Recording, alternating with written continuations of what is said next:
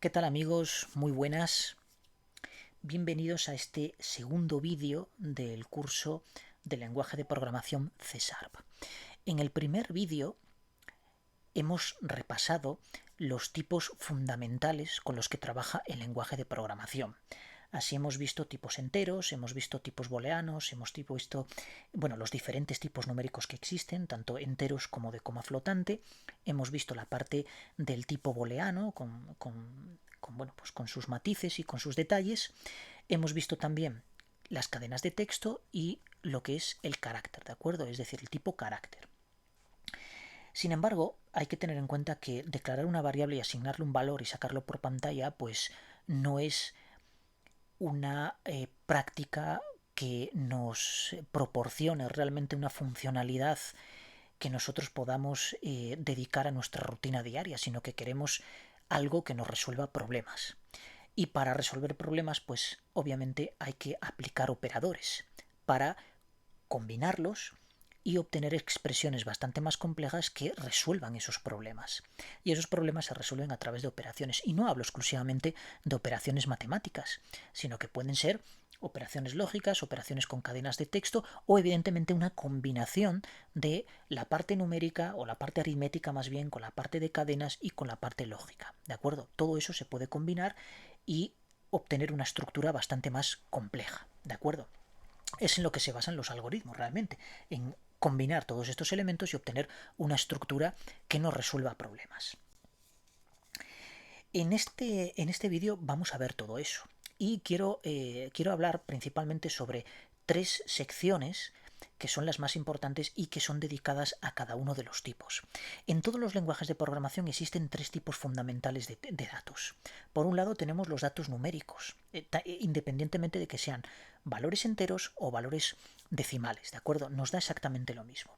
Por otro lado tenemos lo que es el tipo lógico, es decir, las variables de tipo booleano que trabajan solo con dos valores, verdadero o falso, exclusivamente. Y luego, por supuesto, tenemos las cadenas de texto y los caracteres que también tienen sus propios operadores que actúan de una manera particular con ese tipo de datos. ¿Por qué particular? Porque hay operadores que tienen cierto significado para diferentes tipos, como puede ser la suma, que suma aritmética, pero también la suma de tipo concatenación, es decir, concatena une cadenas, ¿de acuerdo? Entonces vemos que es un mismo operador, pero que está como sobrecargado o sobre redefinido, ¿de acuerdo? Es decir, puede ser útil con variables de tipo numérico, pero también puede ser útil con variables de tipo cadena de texto. Entonces, todo eso lo vamos a ver. Vamos a empezar, por tanto, con... vamos a utilizar un método a lo largo de todo el vídeo, que va a ser el tipo entero, básicamente en la parte numérica. Luego nos extenderemos un poco más porque todo lo que hagamos con el tipo numérico entero es aplicable al resto de tipos, ¿de acuerdo? La suma, la resta, la división, pero evidentemente en su correspondiente formato. Entonces, vamos a empezar declarando dos variables de tipo entero. Vamos a declarar una variable de tipo A a la que le voy a asignar un valor 10 y vamos a declarar una variable de tipo B que le voy a asignar un valor 5. Con estas dos variables ya hemos utilizado un operador, que es el operador de asignación, probablemente uno de los más importantes dentro de lo que es la estructura de un programa. ¿Por qué? Porque si no podemos asignar valores a variables, tampoco podemos operar. Entonces necesitamos imperativamente un operador que asigne valores a esas variables. Esos valores de esas variables siempre, ya lo dije en el primer vídeo, siempre van a estar condicionados por el tipo que define la variable, es decir, el tipo que le asignamos a esa variable. Por tanto, si la variable es de tipo entero, no le voy a aplicar, fijaos que si yo en este caso a la variable A le pongo una cadena de texto, aunque contenga un valor numérico internamente, pues me da un error. Podemos pensar, bueno, vamos a hacer un casting y en este caso voy a hacer el casting a tipo entero. Sin embargo, son tipos tan diferentes que incluso con una conversión explícita esto no se lleva a cabo, ¿de acuerdo? Tendremos que utilizar métodos que profundicen más en lo que es la sintaxis del propio tipo y hagan una conversión más profunda, porque tienen que mirar lo que se denomina como coherencia, ¿de acuerdo? Entonces, para comprobar la coherencia, todos estos tipos nativos, vamos allá de pseudonativos, porque no olvidemos que son de tipo struct y por tanto que son como objetos, ¿de acuerdo? porque todo un CSARP es un objeto. Entonces, nosotros vamos a utilizar, en este caso el INT es int32, un método que se conoce como parse, que ya lo dice la propia traducción. Lo que va a hacer es interpretar esta cadena y va a revisar si el contenido de esa cadena de texto es coherente con el tipo al que le queremos asignar. En este caso lo es, ¿de acuerdo? Porque le estamos asignando una cadena que contiene un número 10. Si yo esto lo paso por pantalla y pongo la letra A, ejecutamos el programa y efectivamente me da 10. Ahora imaginaos que en vez de 10 aquí yo pongo José, mi nombre, ¿de acuerdo? Eso es incoherente totalmente. José no se va a poder transformar a número. Yo necesito un formato numérico, no un formato de tipo texto. Por tanto, esto va a lanzar una excepción de tipo format exception. Y lo vamos a ver. Lo ejecutamos y fijaos, bueno, aquí se ve un poco grande ahora, pero si lo minimizamos, aquí me da la excepción, una excepción no controlada, que evidentemente no la hemos controlado, con el try catch que deberíamos haber hecho, pero eso lo veremos en cursos posteriores. Pero aquí tenemos el system format exception, es decir, me está generando un error. Está generando un error que no está capturado, ¿de acuerdo? Por eso dice aquí excepción no controlada. Bien, entonces insisto en que hay que mantener la coherencia con los tipos y por tanto aquí pues solo podemos poner un 10, es decir, números. Yo si incluso pusiera un 10.5, pues lo más probable es que también me dé una incoherencia de datos, porque estoy tratando, sí, está bien, 10.5 es doble, es un valor float o doble, como quiera, pero es que se lo estoy asignando a un entero, por tanto esto no me sirve, ¿de acuerdo? Y podéis pensar, bueno, haz un casting aquí, ya, pero es que el casting tiene que ser dentro de la función, no puede ser fuera. Y la función ya me va a devolver un error, va a lanzar una excepción, por tanto va a ignorar el casting que yo haga fuera. O sea, esto sería ridículo hacer esto, o sea, no tendría ningún tipo de sentido, ¿de acuerdo?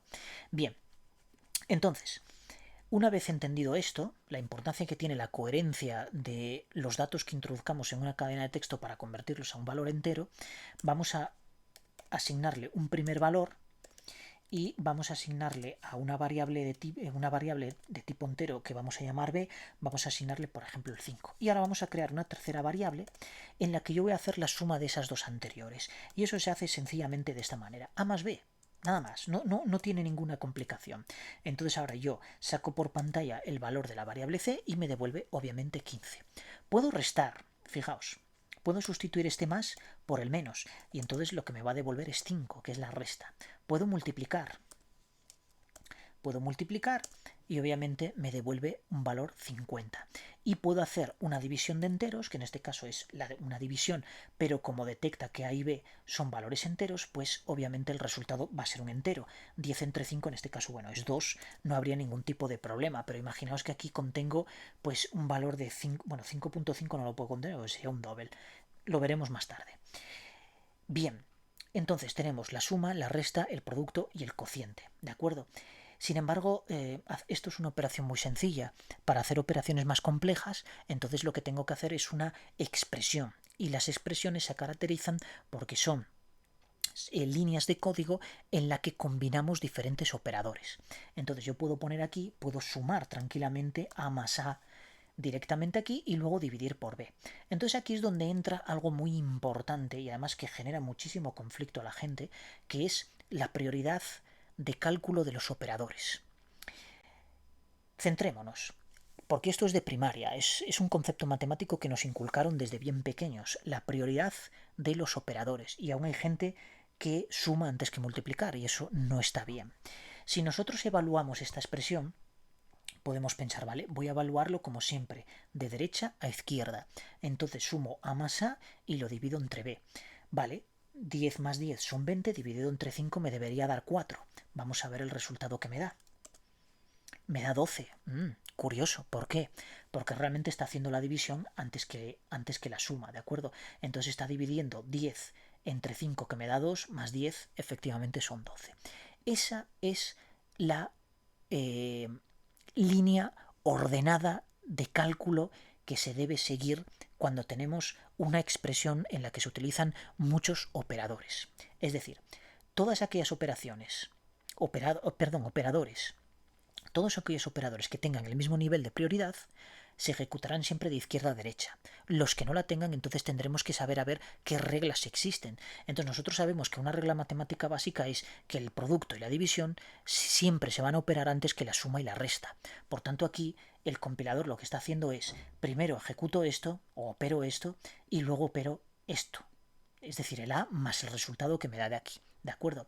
Si en un momento determinado yo quiero priorizar una determinada operación que tiene un nivel de prioridad diferente al de la otra, entonces lo que tengo que hacer es hacer un encapsulamiento, es decir, encerrar la sección que yo quiero que se calcule antes entre paréntesis. De este modo, lo que le estoy diciendo yo al compilador es, calcúlame la masa y luego el resultado divídemelo entre b. Esa es la operación correcta, ¿de acuerdo? Sin embargo, en este caso, fijaos, si yo ahora calculo, ahora sí que me da 4, porque 10 y 10 son 20, dividido entre 5 es 4, ¿de acuerdo? Bien, si yo ahora lo que quiero hacer es multiplicar esto por A, multiplicar por A, habrá gente que diga, bueno, pues voy a meter dos paréntesis aquí para garantizar de que efectivamente se va a hacer esto antes que esto. Esto es ridículo, es absurdo y es sintácticamente incorrecto. De hecho, esto es para verlo y poner un 0 en un examen, pero directamente, porque es sobrecargar de caracteres una expresión que no es necesario, ¿de acuerdo? Pero cuando no se conocen los niveles de prioridad de los operadores, se hacen estas barbaridades y luego se ven expresiones cargadas de paréntesis, porque yo en Excel he visto expresiones cargadas de paréntesis que no eran, la inmensa mayoría de ellos no eran necesarios.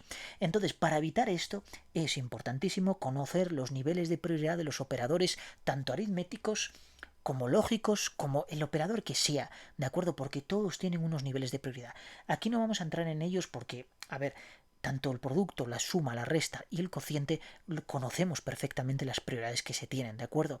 Pero si tenéis alguna duda, consultar por internet, porque hay cientos de documentos de páginas web en las que hablan sobre las prioridades de los operadores. Hay unas tablas en las que ponen como como si fueran una especie de esquema piramidal, los operadores que tienen mayor prioridad hasta los que tienen menor prioridad. Y obviamente pues esos hay que combinarlos con paréntesis para priorizar unas operaciones por delante de otras. Eso sí sería lo correcto, pero cuando nos encontramos con esto, cuando nosotros ya hemos priorizado aquí la que nos puede dar problemas, que evidentemente esta se va a ejecutar la última, porque tenemos un cociente y un producto que tienen el mismo nivel de prioridad y por tanto se operarán de de izquierda a derecha.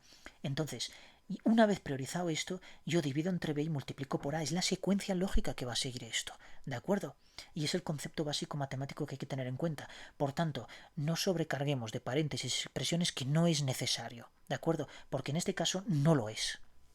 Y hay gente que lo hace para garantizar de que esto se va a realizar bien así, porque yo eso lo he visto y además en directo y a gente con muchos estudios, que es lo curioso, porque si lo hace alguien con un nivel básico de matemáticas, pues dices tú, bueno, a ver, entiendo perfectamente que haga esto y hasta voy a ser condescendiente contigo, pero cuando lo hace alguien que tiene estudios de ingeniería o que tiene una licenciatura no sé, en cualquier carrera en la que se meta muchísimo contenido de matemáticas, como informática, como cualquier ingeniería de cálculo de estructuras mecánicas, lo que sea, pues a ver, esto la verdad es que a veces sorprende muchísimo, ¿de acuerdo? Y eso se da, esos casos se dan, ¿de acuerdo? No sé si es ignorancia o es a veces el hecho de hacer las cosas bien y quiero que me garantices que eso se va a hacer así. Si es que, a ver, si pones aquí el paréntesis no te va a dar igual, se va a hacer exactamente igual, ¿de acuerdo?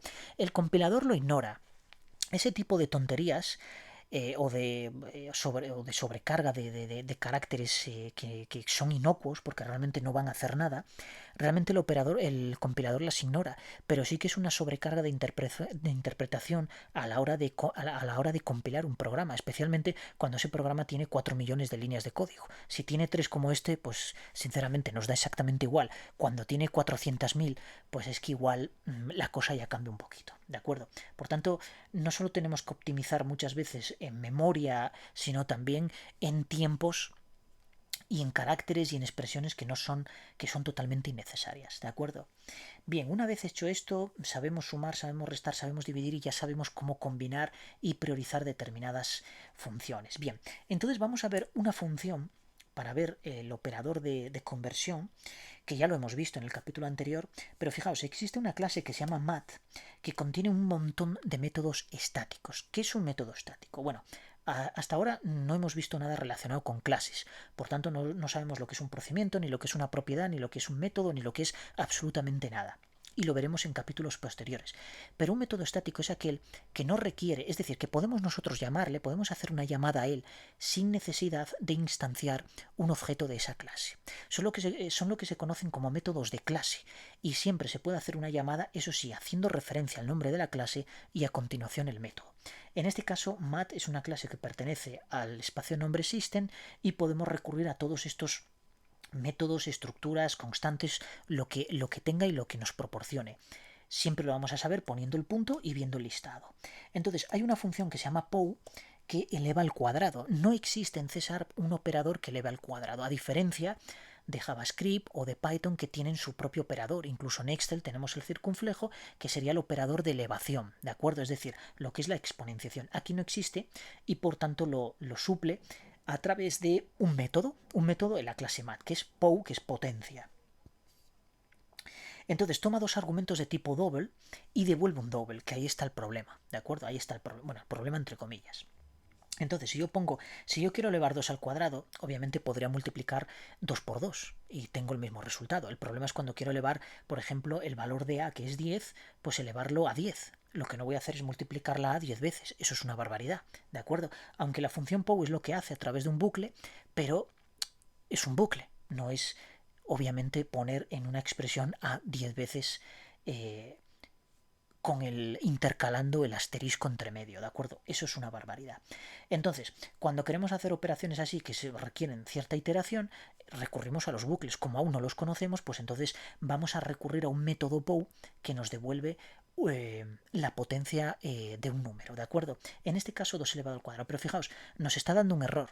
¿Por qué? Porque este método devuelve un double y yo lo quiero asignar en un entero, porque sé que para los argumentos que yo estoy utilizando, 2 y 2, pues me va a devolver obviamente un número entero que coge dentro del tipo int, coge incluso dentro del byte, es decir, si yo aquí pusiera un byte, pues me daría exactamente lo mismo. El tema es que yo aquí tendría entonces que convertir esto a tipo byte. Si ahora imprimo C, pues bueno, aquí me va a dar el valor de 4, ¿de acuerdo?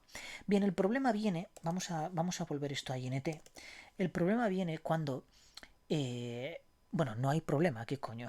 Es que no hay ningún problema. Función para hacer la raíz cuadrada. Yo tengo sqrt, ¿de acuerdo? Es un método que me devuelve la raíz cuadrada de un número. Fijaos, la raíz cuadrada exclusivamente. Si quiero calcular la raíz cúbica, no puedo utilizar este método. Tendría que buscarme la vida en este caso, ¿de acuerdo? Y me va a devolver también un double. Acepta double, es decir, el argumento de entrada puede ser de tipo doble y el de salida evidentemente va a ser de tipo doble, nos devuelve un doble, por tanto tengo que hacer también el casteo. Como sé que la raíz cuadrada de 100 es 10, pues bueno, no voy a tener ningún tipo de inconveniente a la hora de que me entre en un C, ni voy a tener, perdón, en la variable C, ni voy a tener pérdida de ningún tipo de información, ¿de acuerdo? ¿Cómo hago yo para obtener, por ejemplo, la raíz cúbica de un número? No hay una función que me calcule eso, ¿de acuerdo? No hay una función que me calcule la raíz cúbica. Yo si busco aquí, pues vamos a ver, sería, no sé, en vez de sqrt, pues sería cubict o algo así. Vamos a ver, cubic, no veo yo que haya cubic aquí. Sí que hay librerías específicas de C# que nos permiten realizar cálculos mucho más avanzados con cálculos matriciales, en fin, cálculos. Hay librerías para todo actualmente. Entonces, con mat lo que puedo hacer es utilizar el método POW, pero fijaos, vamos a experimentar el mismo resultado de antes de la raíz cuadrada, pero en este caso lo que voy a hacer es utilizar, bueno, primeramente vamos a poner 0,5 porque aquí me va a fallar con un medio, lo veremos luego, qué es lo que pasa. Vamos a poner 0,5. Cualquier número elevado a un medio, es decir, a un número decimal, en este caso un medio, que se corresponde con el de la raíz cuadrada, me da la raíz cuadrada, es decir, 100 elevado a un medio o 100 elevado a 0,5 es lo mismo que hacer la raíz cuadrada de 100. Si yo ahora ejecuto este programa, el valor me da 10, es decir, es lo mismo. Entonces, si yo quiero calcular la raíz cúbica, bueno, para empezar voy a tener un problema porque la raíz cúbica ya me va a dar de tipo doble. Entonces, voy a hacer que C sea de tipo doble y aquí voy a poner un tercio. Sin embargo, el resultado que voy a obtener, nos vamos a dar cuenta de que no es el resultado que yo quiero obtener, ¿de acuerdo? Es decir, no es el resultado que yo quiero obtener. Fijaos, cuando esto lo hago, me da un 1. Curioso, ¿por qué un 1? Si debería darme, pues bueno, la raíz cúbica de 100 no sé exactamente el valor que tiene, pero vamos, un valor decimal fijo y muy superior al 1, ¿de acuerdo? O sea, superior al 1. Por lo menos 4, algo fijo. Entonces, vamos a ver qué está pasando. Vamos a dividir 1 entre 3, a ver qué pasa. Ejecuto y me da 0. Curioso. Si 1 entre 3 es 0,3333. ¿Cómo puede estar pasando esto? A ver si pongo aquí, vamos a ver, voy a ser un poco pícaro, voy a poner punto 0, punto 0. A ver qué me devuelve. Me devuelve 0,3333. Este era el resultado que yo quería. Entonces, el operador de la barra nos está complicando un poco la existencia. ¿Por qué? Porque está haciendo el cociente entero, es decir, la división entera. Y 1 dividido entre 3, como da 0,33, lo que me devuelve es la parte entera, nada más. Entonces, si yo quiero esta parte, es decir, si yo quiero el resultado correcto, tengo que indicarle explícitamente que los valores que voy a o sea, que tanto el numerador como el denominador de este cociente son números flotantes, es decir, de coma flotante, en este caso de tipo double, y que el resultado que quiero que me devuelva es de tipo double. Si yo ahora cojo e imprimo este valor de c, ahora sí voy a obtener la raíz cúbica de este número, que es 4,64. Dije lo de 4 de potra y salió 4.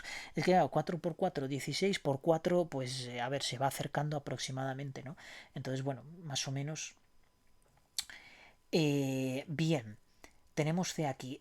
¿Qué pasa? Que si yo pongo aquí un entero, pues bueno, naturalmente tendría que hacer aquí el casting de int y ahora pues esto me daría el valor de 4, pero esto es correcto, es decir, es lo que yo quería, ¿de acuerdo? Estoy metiendo algo en int, sin embargo aquí sí que hay una pérdida de información y por tanto esto no solo nos da error por diferencia de tipo, sino que nos da error porque necesitamos una conversión explícita porque en este caso hay pérdida de información. Y la raíz cúbica de 100 obviamente no es 4, ¿de acuerdo? Si lo quisiéramos redondear estaría genial, pero como no lo queremos redondear, pues en este caso deberíamos asignar el tipo de la variable c de tipo doble y no de tipo entero.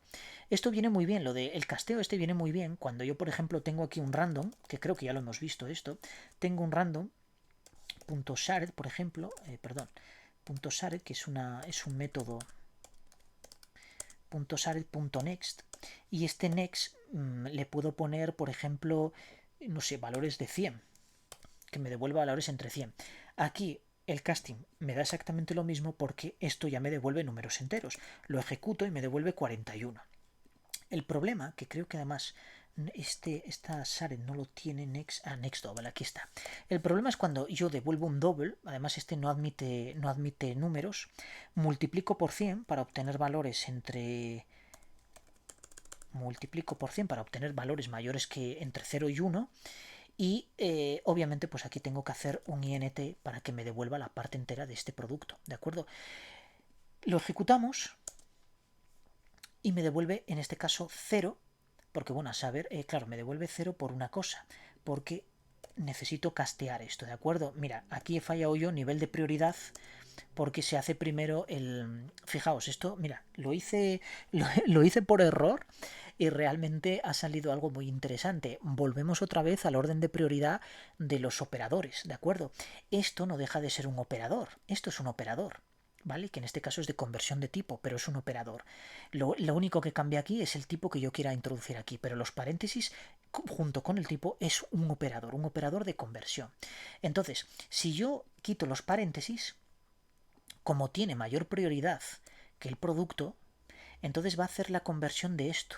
Entonces, como esto me va a devolver un valor entre 0 y 1, muy probablemente menor que 1 siempre, pues entonces lo que hace es truncar la parte decimal y siempre me devuelve 0. Por tanto, da igual por lo que lo multiplique, porque el resultado siempre va a ser 0. Entonces, para obtener la parte entera de un valor generado dinámicamente y aleatoriamente más bien y multiplicado por 100, entonces tengo que encerrar toda esa expresión entre paréntesis y luego hacer la conversión de tipo, ¿de acuerdo? Entonces ahora si ejecuto, ahora sí que me va a dar valores diferentes en cada vez que yo ejecute el programa. Una parte más imprescindible que no la había valorado y que efectivamente el nivel de prioridad es muy importante en este tipo de operaciones, ¿de acuerdo? Bien. Entonces, lo verdaderamente importante en este caso era la división entera. Fijaos, si yo divido 10 entre 2 no voy a tener ningún tipo de problema. El problema es cuando divido 1 entre 2, siempre me va a dar 0. Y si yo pongo esto, es decir, si le pongo explícitamente de que estos son valores dobles, aquí tengo un serio problema. Y es más, si yo aquí convierto esta int, me sigue dando error, por el mismo caso que antes, porque yo ahora estoy truncando a int el primer valor, pero no la operación. Entonces, claro, el resultado de la operación sí que va a ser doble, porque el denominador es doble, por tanto, me va a dar ese problema. Entonces yo lo que tengo que hacer es encerrar esto y me daría entero, pero no es lo que yo quiero, porque realmente esto es absurdo lo que estoy haciendo, ¿de acuerdo? Porque entonces me quedaría con el 1 partido de 2 inicial. El tema es que esto, borro todo esto, función borrar, que siempre en Mac siempre me equivoco, y pongo un double aquí. Entonces ahora sí que me está dando el 0,5 correcto, ¿de acuerdo? Esto tenerlo muy importante, esto tenerlo en cuenta, porque si utilizamos una función de tipo de la clase mat como el POU y queremos hacer la raíz cuadrada a través de POU poniéndole de exponente un medio, o ponemos explícitamente el 0,5, o si ponemos una operación que sea 1 partido de 2 vamos a tener un serio problema, porque 1 partido de 2 está haciendo un cociente de números enteros y el valor va a ser 0 al ser el resultado menor que 1, ¿de acuerdo? Entonces eso tenerlo en cuenta. Bien, más operadores. De momento hemos utilizado operadores binarios. ¿Qué quiere decir esto? Hay 3 tipos de operadores.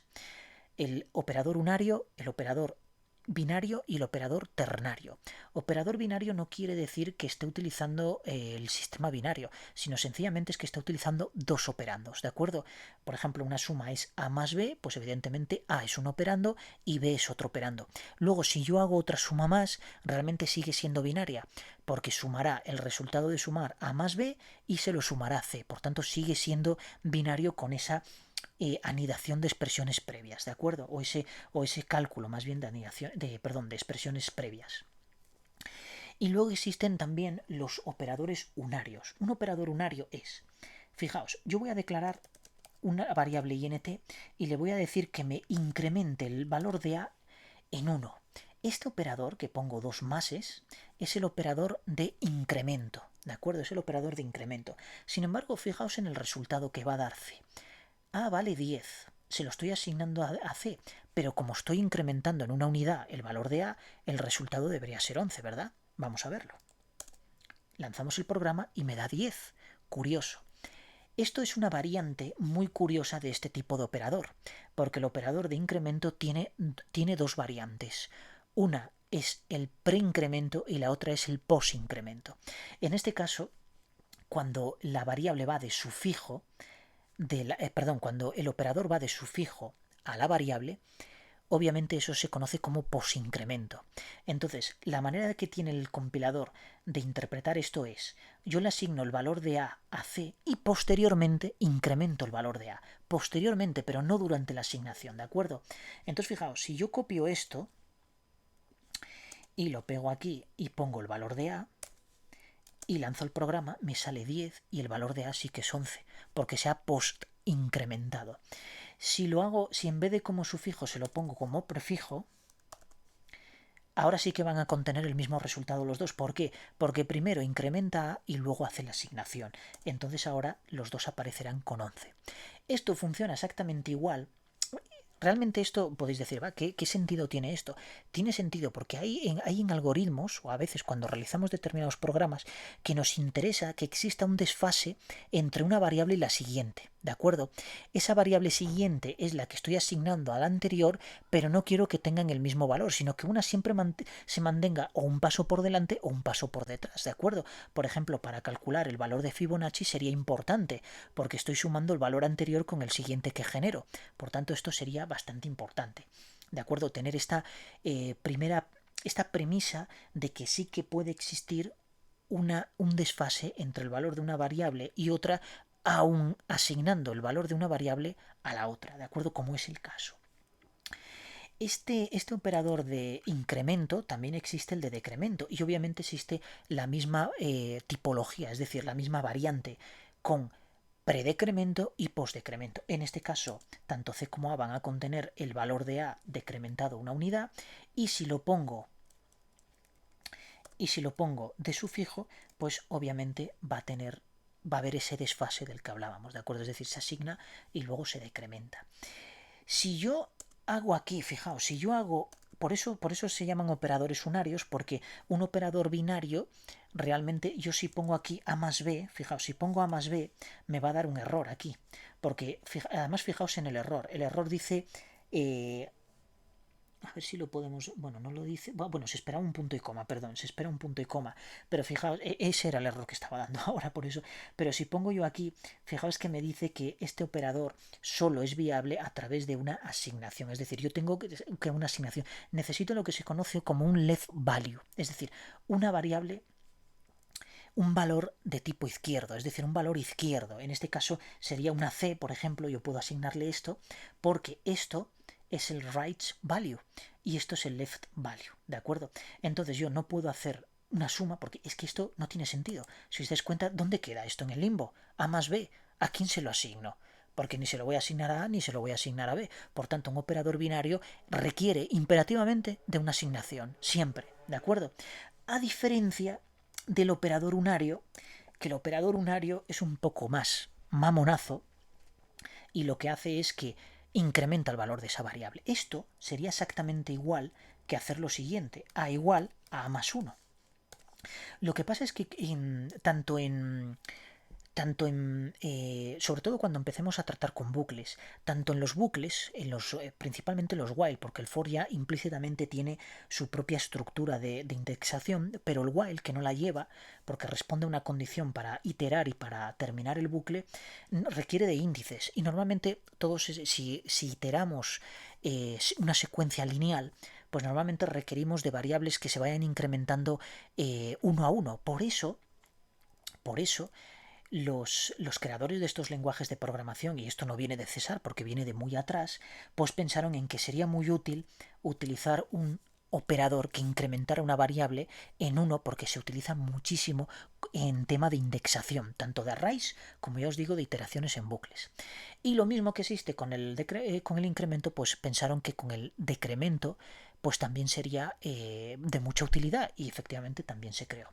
Entonces, estos operadores unarios sí que pueden funcionar por sí solos sin falta de una asignación. Se combinan con una asignación, evidentemente lo vimos antes, cómo se puede combinar, de hecho lo tenemos aquí, una asignación, una declaración, asignación y al mismo tiempo le estamos operando con el operador, en este caso de post-incremento.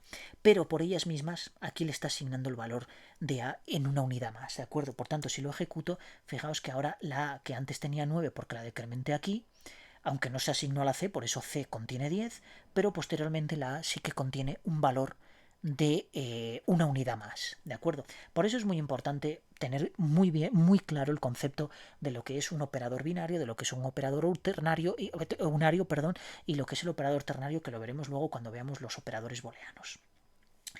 Bien, pues en operadores me queda uno sencillamente por explicaros, o dentro de este curso, que es el operador del resto. Es muy importante, sobre todo cuando hacemos pequeños filtrados de, por ejemplo, quiero de una colección de números que van del 1 al 10, pues sacar exclusivamente aquellos números que sean divisibles entre 2, es decir, los pares. Bueno, pues para que sea par tiene que ser divisible entre 2, que además 2 se caracteriza porque es un número primo, ¿de acuerdo? Entonces, yo puedo hacer lo siguiente, puedo decir 10 mod, que es el símbolo de división o de resto, de división más es el módulo realmente, el resto de la división, 2. Si esto me devuelve 0, esto quiere decir que este valor, es decir, que este valor que yo estoy poniendo aquí, que perfectamente lo puedo sustituir por la A, pues es divisible entre 2 y por tanto es par, y 10 es par, ¿de acuerdo? Entonces fijaos, si yo ahora imprimo A, bueno, en este caso C me da 0 porque es divisible. Si yo pusiera B, el resto obviamente no va a ser 0 y me va a dar la unidad, porque ya existe un resto, ¿de acuerdo? Existe un resto y por tanto me da esa unidad. Por tanto, esto es muy importante, lo veremos, me extenderé un poco más luego con las booleanas, porque si yo esto lo igualo a 0, pues sé que es divisible por ese número, y sin embargo, si es diferente a 0, pues sé que no es divisible entre ese número, ¿de acuerdo? Pues eso es bastante importante. Y es más, yo creo que esto ya hemos indagado bastante, creo que no me queda nada más por explicar así. Sí, los operadores combinados. Fijaos, yo tengo C aquí que le voy a asignar Vale, vamos a asignarle un valor inicial de 10. Imaginaos que este 10 viene de un cálculo a través de funciones, de operaciones, es decir, esto viene de otro, incluso de otro archivo diferente. Entonces, necesito sumarle a ese valor, a este valor que he obtenido de todo ese cálculo, necesito sumarle otro valor, pero incluirlo en la propia variable. Haríamos lo siguiente, c igual a c más, por ejemplo, el valor de a. Y bueno, esto, si lo saco por pantalla, no habría ningún tipo de problema, es decir, me va a dar el resultado. Sin embargo, fijaos que aquí me pone unos puntitos, si me acerco a ellos, me dice use compound assignment. ¿Qué quiere decir esto? Quiere decir que me está de alguna manera asesorando el propio IDE, me está diciendo, oye, estás sumando el valor de C a ella misma. Entonces, ¿por qué no usas un operador combinado? Vale, pues es lo que voy a hacer.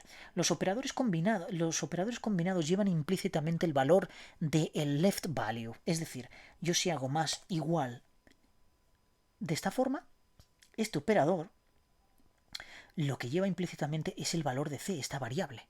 Es decir, el left value, ¿de acuerdo? Es decir, la variable a la que estoy asignando este valor. Entonces, esto es lo mismo que lo que escribí antes. Es lo mismo exactamente que C más A. Exactamente lo mismo, ¿de acuerdo? Es sumarle C más A. Por tanto, si yo ahora imprimo esto, obtengo el valor de 20, exactamente el mismo.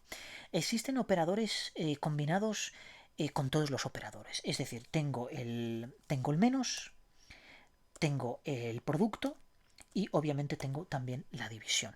¿De acuerdo? Es decir, existe un operador combinado para todos cuando realmente voy a utilizar una variable a la que le quiero asignar otro valor y el resultado volverlo a almacenar en esa variable inicial, ¿de acuerdo? Entonces para ello se utilizan los, vamos a llamarle compound operator o algo así, o llamado también como operador combinado, ¿de acuerdo?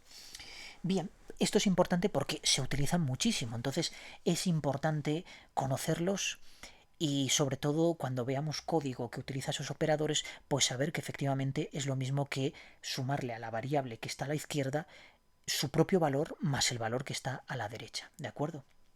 Bien, pues una vez que tenemos todo esto, vamos a dar un salto directamente a los valores booleanos. Habíamos hablado de que las variables booleanas solo pueden tomar dos valores, verdadero y falso, exclusivamente. Y efectivamente no pueden tomar ningún otro tipo de valor. Quizá con esto de la programación cuántica, pues en algún momento puedan tomar otros tipos de valores intermedios, ¿de acuerdo? Pero que existe un valor de alta tolerancia, como se suele llamar, pero en la lógica que utilizamos actualmente y en los lenguajes actuales eso de momento no tiene ningún tipo de sentido.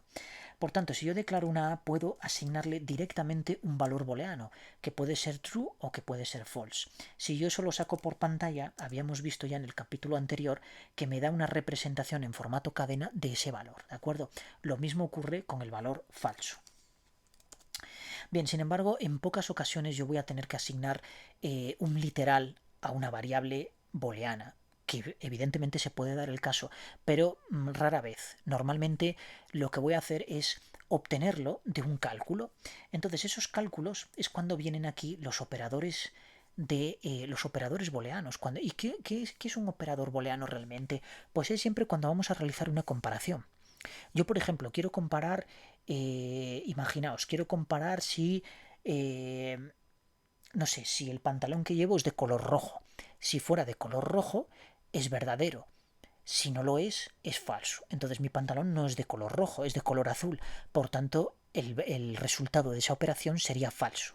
Imaginaos que os digo ahora, quiero comparar mi edad con 50. Si es mayor de 50, pues o sea, si mi edad es mayor de 50, sería correcto. Si no lo es incorrecto. Yo no tengo 50 años ni de coña. Por lo tanto, el valor sería falso. Mi edad no es mayor de 50. ¿Es menor de 50? Por supuesto que lo es. ¿De acuerdo? De momento no he llegado a esa edad y esperemos llegar. Bien, entonces, fijaos, yo voy a declarar aquí una variable. De momento voy a declararla de variable entera y es más, vamos a calcular un valor aleatorio con shared, que siempre lo escribo mal, no sé por qué. A ver, es shared, perfecto, punto next, y vamos a obtener aquí entre 1 y 100, ¿de acuerdo? Perfecto. Entonces, Voy a imprimirlo por pantalla como está ahí, ese valor a esto le voy a llamar B y voy a decir, y vamos a ver qué valores va tomando B. Por ejemplo, A mayor que, voy a calcular aquí que 10, por ejemplo. Entonces me va a obtener un valor y a ver cuándo sale ese valor mayor o menor que 10 en este caso. Vamos a obtener aquí el valor de, perdón, aquí C. Entonces, imprimimos esto por pantalla, perdón, imprimimos esto por pantalla, vale, me está dando error porque no es C, es B. Imprimimos esto por pantalla y me dice que verdadero, A es mayor que 10. Perfecto. Vamos a ejecutar alguno a ver dónde nos dé falso, que va a ser difícil porque entre 1 y 100, pues mira, aquí me da falso, ¿de acuerdo? Entonces salió 8, efectivamente el valor de B es falso. Entonces estoy utilizando operadores de comparación. Estoy comparando si un valor es mayor que el otro. Entonces yo puedo utilizar también mayor o igual. Con lo cual me compararía si el valor que estoy obteniendo en A es mayor que 10 o igual a 10, ¿de acuerdo? Puedo utilizar obviamente el menor que 10. En este caso es menor o igual. Lo puedo utilizar solo o con el igual, ¿de acuerdo? Lo puedo utilizar solo con el igual.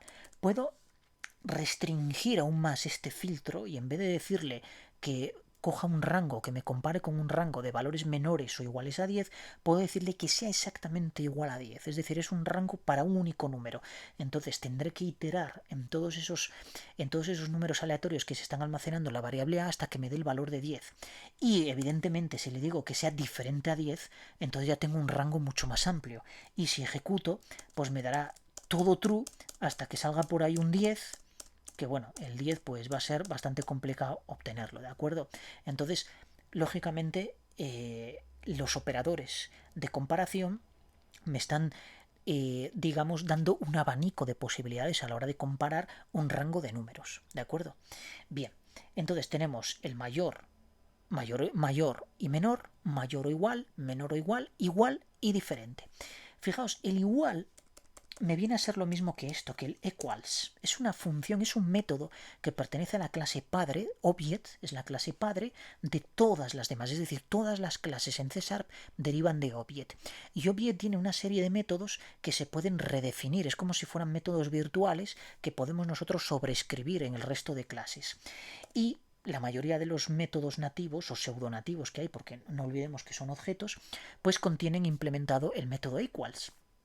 O equals, perdón. Y entonces yo ahora puedo decir aquí que sea igual a 10. Entonces, bueno, yo ejecutaré esto y era exactamente lo mismo que antes. Lo que pasa es que me va a dar falso, perdón, detener, que me pasé yo aquí dándole...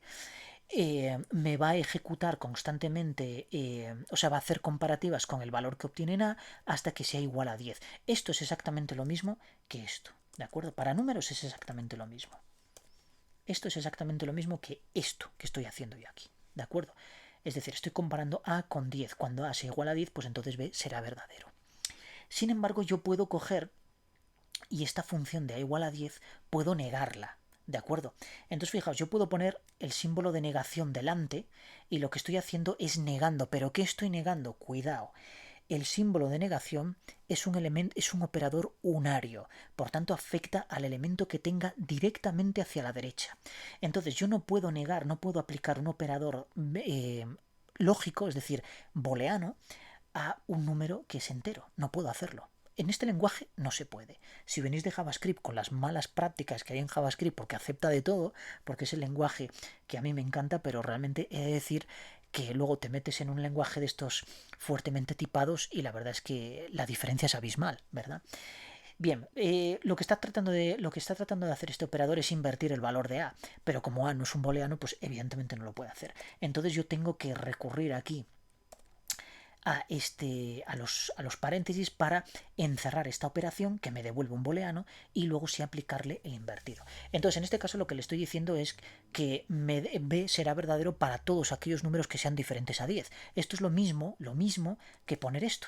¿De acuerdo? Lo que pasa es que en este caso, pues bueno, os quiero enseñar este operador.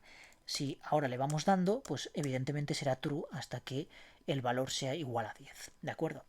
Bien, es bastante típico este tipo hacer lo que es una variable de tipo toggle. Toggle es como un interruptor. Ahora lo enciendo, ahora lo apago. Ahora lo enciendo, cuando está encendido solo puedo apagarlo, no lo puedo volver a encender, ¿de acuerdo? Entonces eso es lo que se conoce como funcionamiento tipo toggle o un switch, es decir, Enciendo, apago, enciendo, apago. Entonces, si yo le asigno inicialmente a la variable b el valor de true y luego a b le asigno el valor invertido de b, es decir, el valor opuesto a b, esto lo que me hace es que si b vale true, me devuelve false. Si vale false, me devuelve true. Entonces, daos cuenta que cada vez va, en este caso, el valor de b va a contener false, porque lo estoy negando. Si luego b, por cuestiones lógicas de nuestra aplicación, vuelve a ser false, pues entonces aquí lo que hará será invertirlo de nuevo.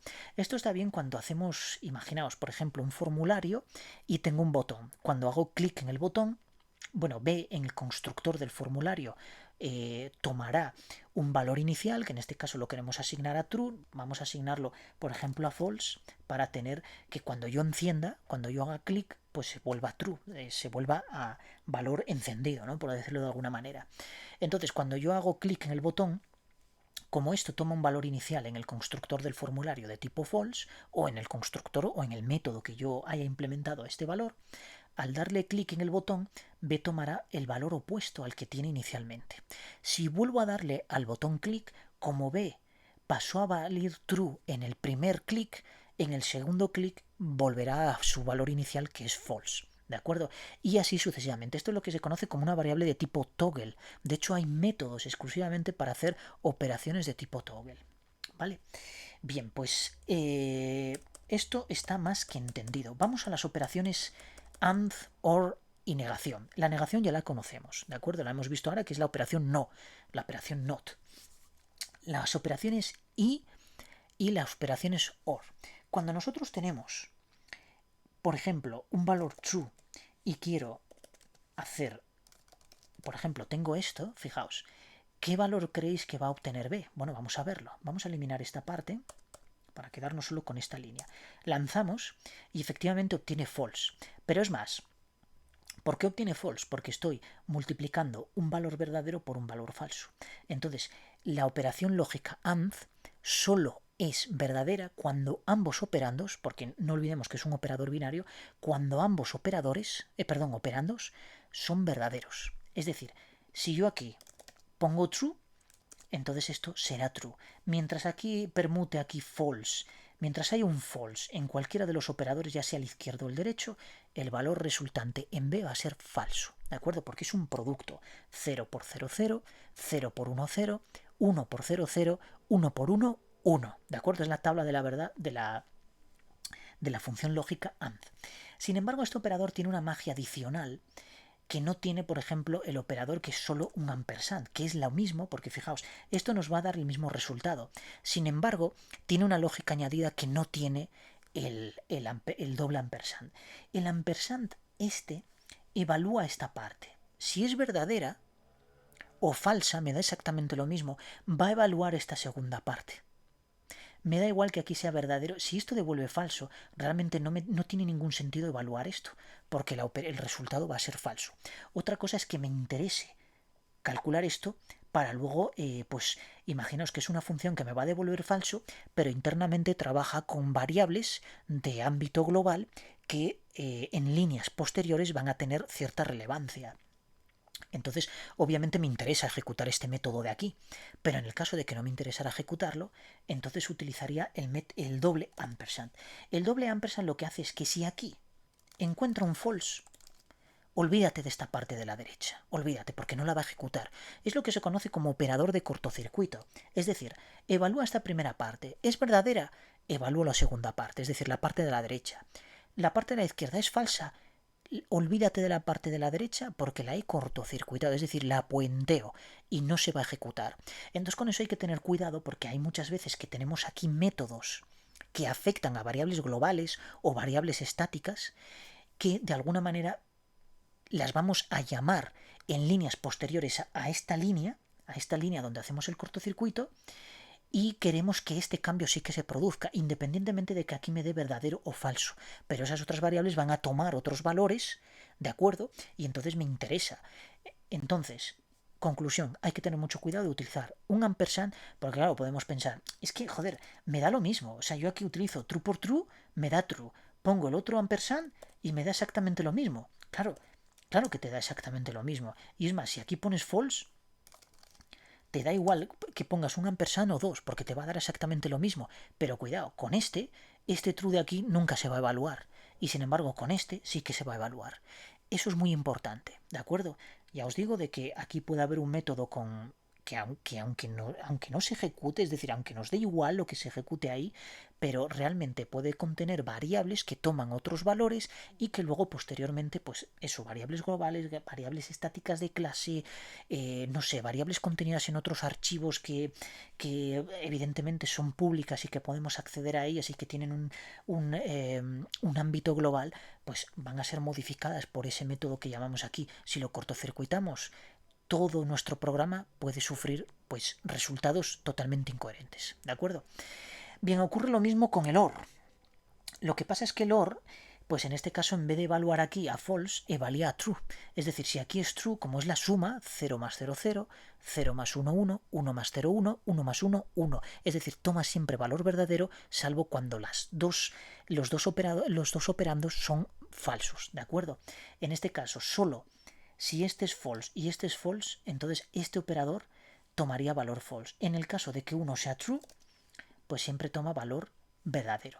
Entonces este operando de cortocircuito, que es el de doble barra vertical, solo evaluará este segundo operando si aquí es falso, porque aquí puede ser true y entonces aunque aquí haya un 0, aquí puede haber un 1 o puede haber un 0, depende, pero él lo va a evaluar. Si aquí es true, olvídate de que evalúe esta parte, ¿de acuerdo? Porque la cortocircuita.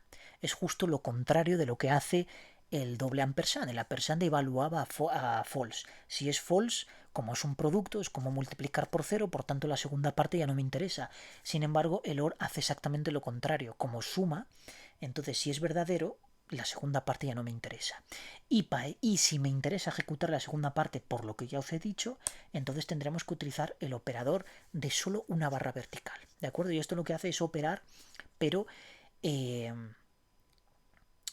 evalúa los dos operandos, exactamente igual. Da igual que aquí sea false, que sea true, él va a evaluar ambos operandos. ¿De acuerdo?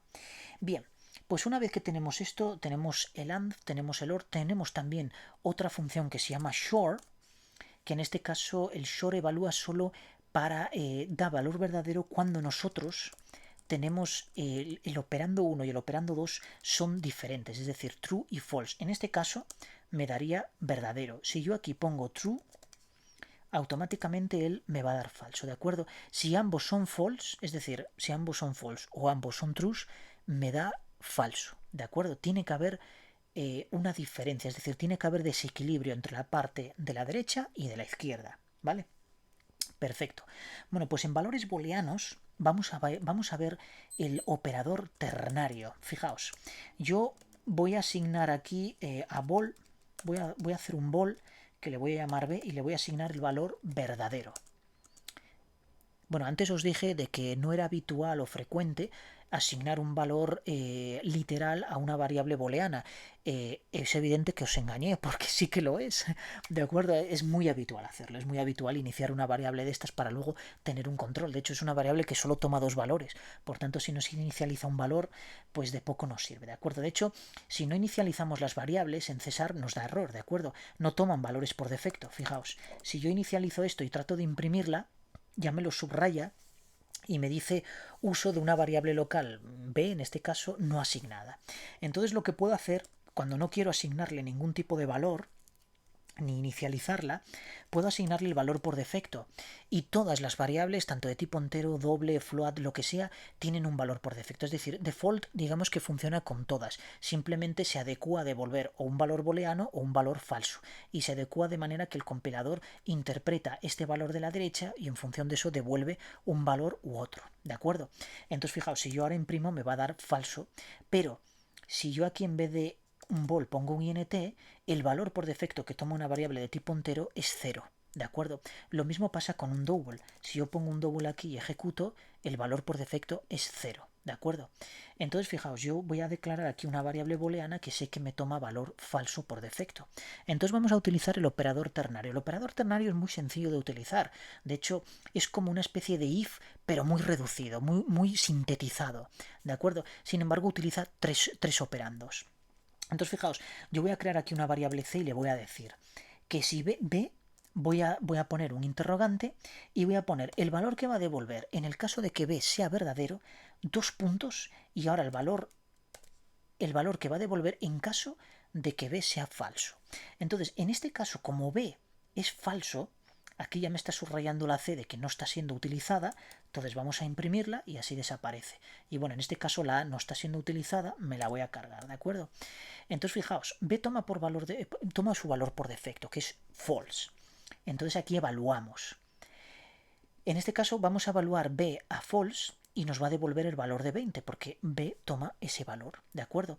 Luego lo que voy a hacer es que B, vamos a hacer el famoso toggle, lo vamos a invertir y vamos a asignarle a C de nuevo toda esta operación, a ver qué valor nos devuelve.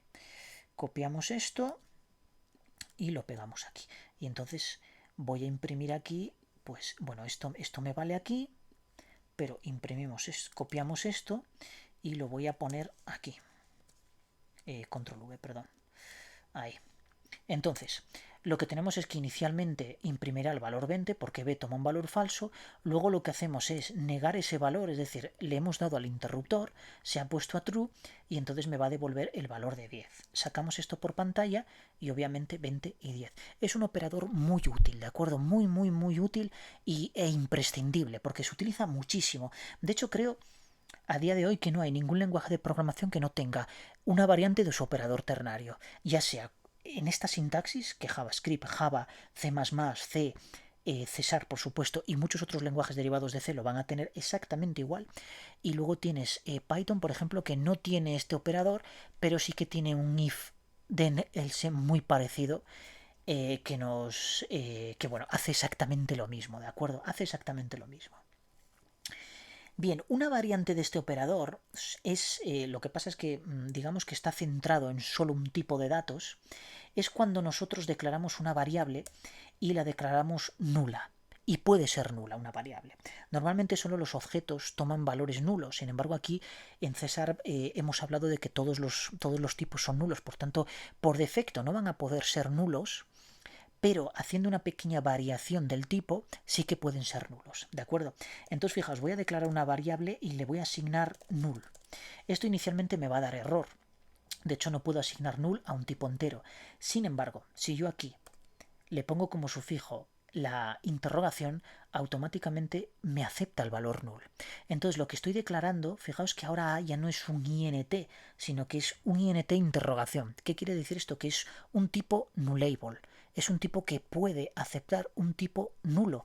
Nullable significa nuleable o sí, nuleable, es la traducción más literal así que podamos decir de esta asignación.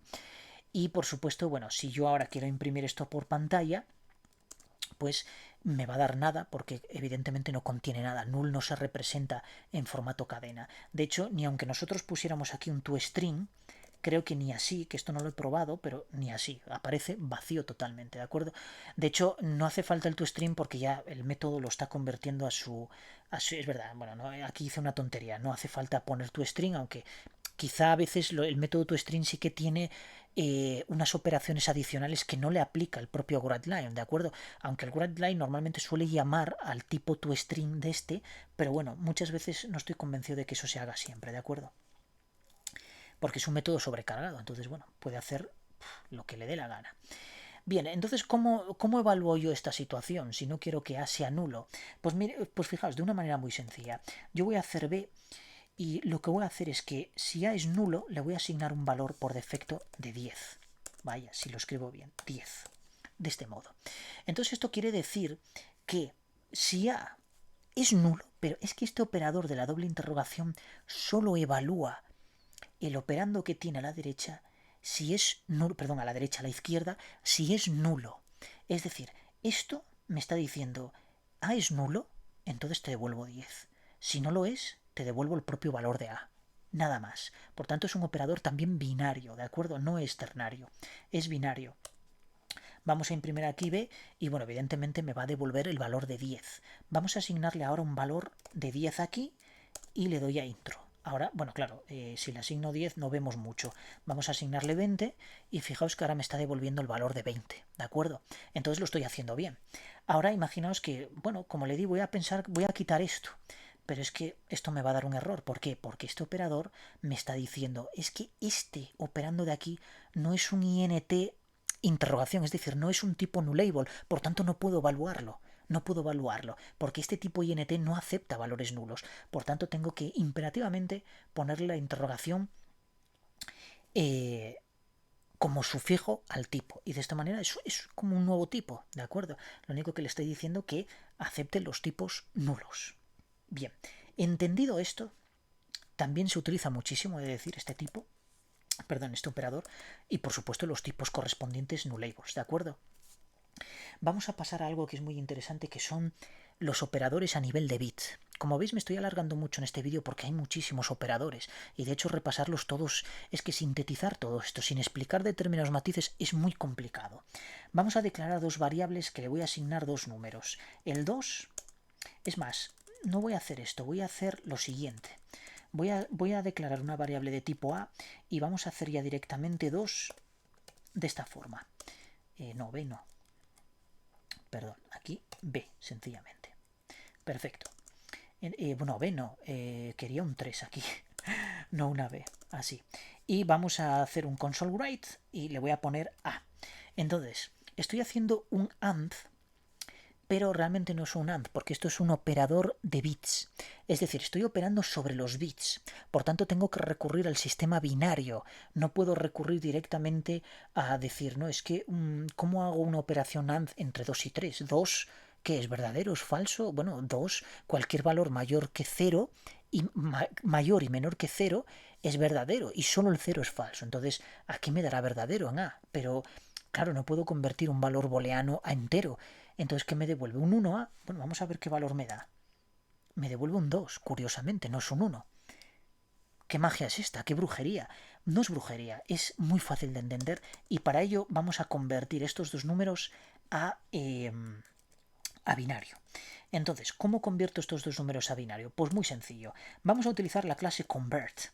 Y en convert vamos a utilizar un método que se llama toString y vamos a indicarle el valor 2, 2. Este 2 es el sistema al que lo quiero transformar, en este caso binario. Aquí voy a hacer exactamente lo mismo. Convert, que bueno, debería haberlo metido en variables porque si no voy a tener que andar cambiando, pero bueno, en este caso convert.toString. Y ahora voy a poner el 3,2 y cerramos aquí. Entonces imprimimos esto por pantalla y fijaos, me da 1, 0, vamos a hacer esto más grande para que se vea bien, más grande, no más pequeño. Ahí.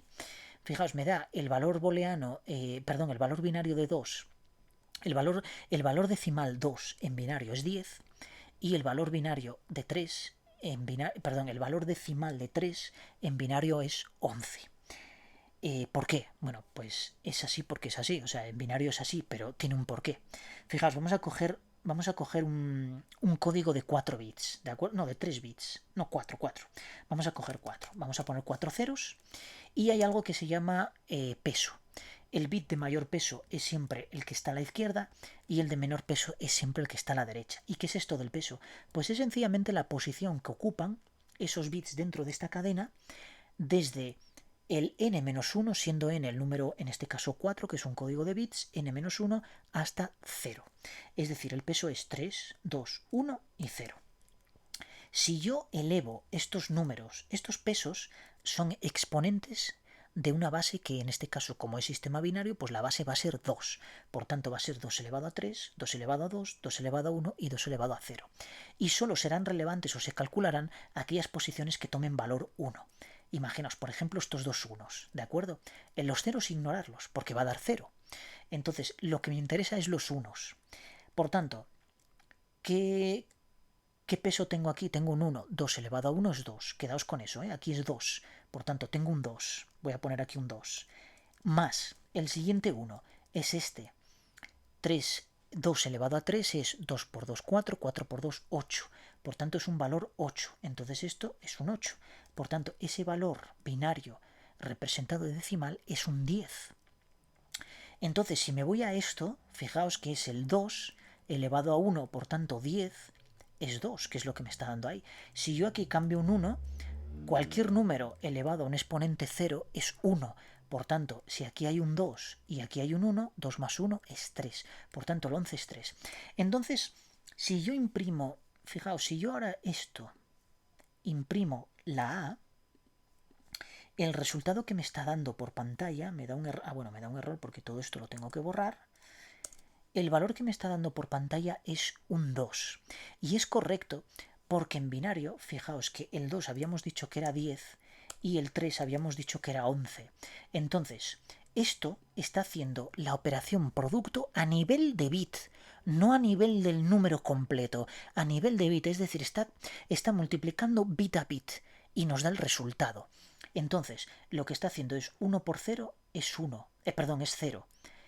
Por tanto, el resultado aquí va a ser, en este aquí va a ser un 0. Y luego 1 por 1, ¿cuánto es? Es un 1. Por tanto, el resultado que tengo aquí es 10. Pero casualmente 10 es un 2. Entonces, por eso 2 multiplicado por 3 a nivel de bits es 2. Si yo aquí pongo un 4, fijaos que el 4, para que sea 4, yo ya tengo que meter aquí un 1 y 2 ceros. Por tanto, el 2 tendría que añadirle un bit más porque es un código, en este caso, de 3 bits.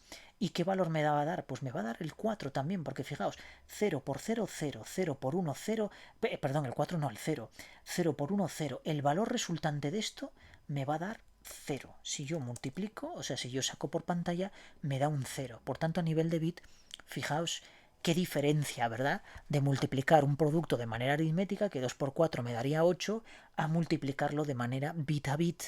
Esto tiene mucha relevancia, especialmente cuando se trabaja directamente con hardware. Es decir, con hardware, por muy potente que tengamos un procesador de Intel, un A9 de 10ª generación, vamos, un pepino de la Virgen, nos da igual, va a funcionar con unos y con ceros. Y a nivel de bit, vamos a tener, o sea, a nivel de hardware, vamos a tener posiciones de memoria en las que se van a almacenar cadenas de bits. Por tanto, estas operaciones a nivel de bit son realmente importantes. Y comprender que esto hace la operación bit a bit es importante, no, es imprescindible, ¿de acuerdo? Tenemos el operador OR también. El operador OR lo que hace es exactamente lo mismo, pero en este caso opera bit a bit sumando. Entonces, si tenemos el 10 que habíamos dicho que era esto y tenemos el 4 que habíamos dicho que era esto, me va a dar un número que equivale a 110. ¿Y este número qué es? Sumemos los pesos. Fijaos, 2 elevado a 1 es 2 y esto es 2 elevado a 2. 2 elevado a 2 es 4 más 2 elevado a 1 que es 2. Esto me va a devolver un 6. Vamos a ver si es cierto. Ejecutamos esto por pantalla y el valor es 6. Fijaos la diferencia que hay, ¿de acuerdo? Entre 2 haciendo bit a bit con el operador de producto nos daba 0 y sin embargo con el operador de suma o el OR, la operación OR, resulta de que nos da 6. Por tanto, la cosa cambia muchísimo.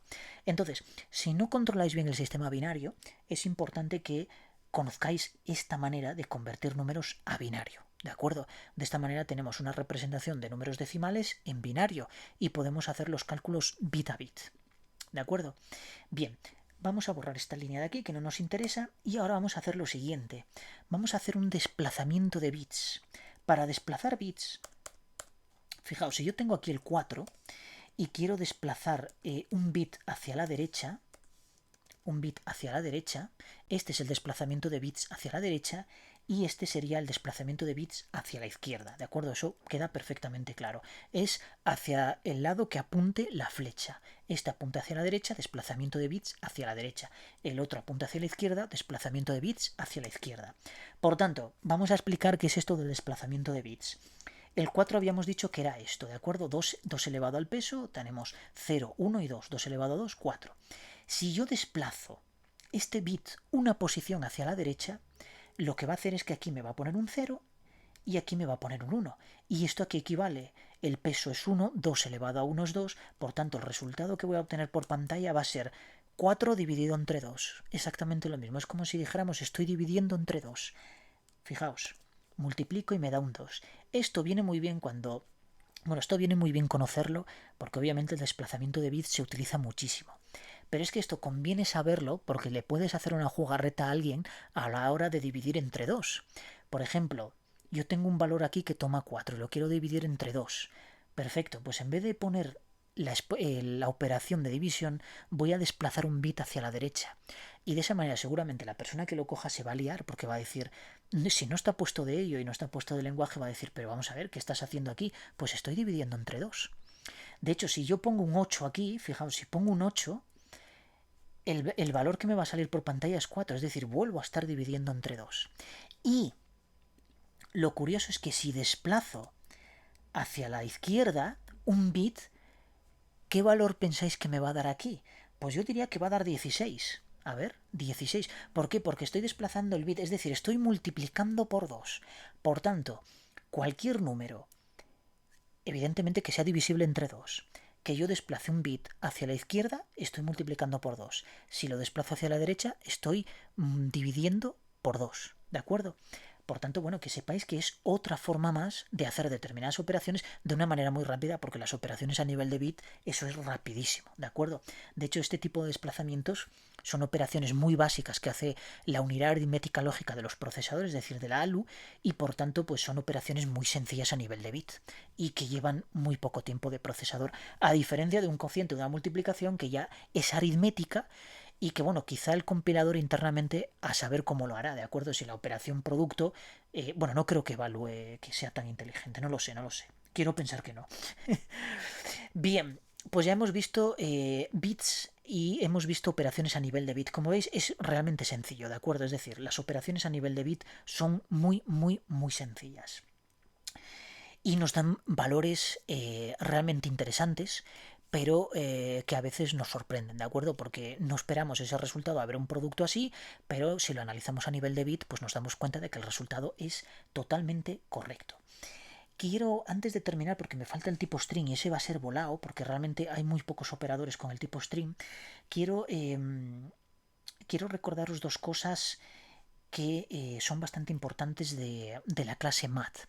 Fijaos, vamos a declarar un double que le voy a llamar pi y hay unas constantes en matemáticas que son importantísimas. Uno es el valor de pi, que tiene una relevancia extrema, digamos, en temas trigonométricos, cuando se utilizan cuando se hacen cálculos trigonométricos, y por supuesto el valor de e, es decir, la base de los logaritmos neperianos, que tiene también bastante relevancia en cálculos matemáticos, ¿de acuerdo? Entonces, estas operaciones nosotros las podemos obtener. De hecho, tengo un vídeo en el que calculo por algoritmos de aproximación el valor de e y el valor de pi. Hay diferentes métodos, como la serie de Wallis, la de Leibniz, en fin, hay cientos de métodos para calcular el valor de pi, de manera siempre analítica. Y obviamente el valor de E es exactamente igual. De hecho, son progresiones infinitas que cuantas más iteraciones haces, pues una mayor aproximación tienes al valor de E.